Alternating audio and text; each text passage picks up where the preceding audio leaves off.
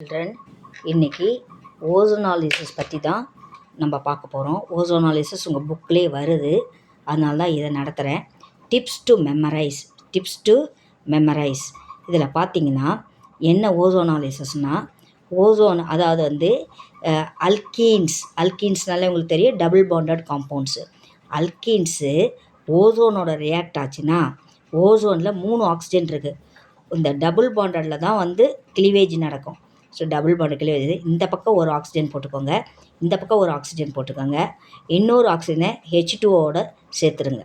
இவ்வளோ தான். நீங்கள் எந்த காம்பவுண்ட் கொடுத்தாலும் ஈஸியாக எழுதிடலாம்.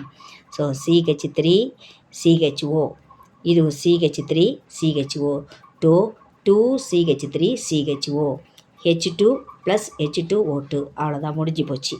ஸோ இதோட நேம் பார்த்திங்கன்னா பியூட்டீன்.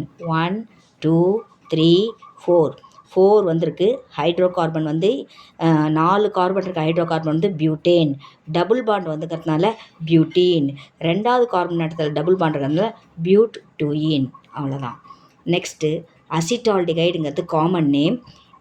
ஆல்டிகைடுக்கு சஃபிக்ஸ் வந்து AL. ஸோ ஐயூபேக் நேம் வந்து எத்தனால். நெக்ஸ்ட்டு வந்து பாருங்கள், இது பாருங்கள், 2-மெத்தில்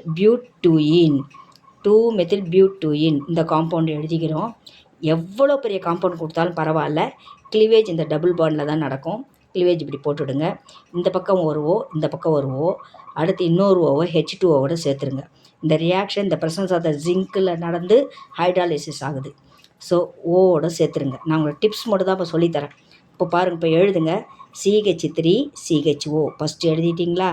அடுத்து இந்த பார்ட் எழுதுங்க. CH3 C double bond O, CH3 C double bond O, CH3 எழுதிட்டோமா?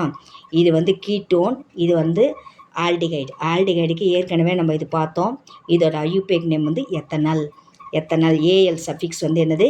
AL, ethanol. 2 carbon இருக்கிற ஹைட்ரோ கார்பன் வந்து ஈத்தேன். ஆல்டிகைடுக்கு சஃபிக்ஸ் வந்து AL, அப்போ எத்தனால்.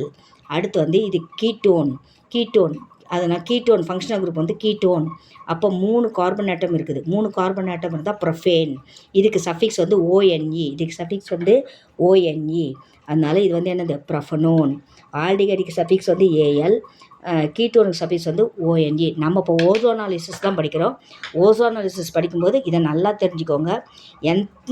எவ்வளோ பெரிய காம்பவுண்ட் கொடுத்தாலும் ரியாக்ஷன் வந்து டபுள் பாண்டட்லாம் இருக்கும். டபுள் பாண்டட் இப்படி கிளிவேஜ் மாதிரி போட்டுக்குங்க. ஒரு O இந்த பக்கம் போட்டுக்குங்க, ஒரு O அந்த பக்கம் போட்டுங்க, இன்னொரு ஓவை H2ஓட சேர்த்துருங்க. அவ்வளோதான், உங்களுக்கு ப்ராடக்ட்ஸு கிடச்சிடும். இப்போ நீங்கள் இந்த காம்பவுண்டை எவாலுவேட் பண்ணி பாருங்கள். அடுத்த இதில் நான் இதுக்கு நெக்ஸ்ட் நாளைக்கு போகிற வீடியோவில் இதுக்கு ஆன்சர் சொல்கிறேன். இதை ட்ரை பண்ணி பாருங்கள். Thank you children.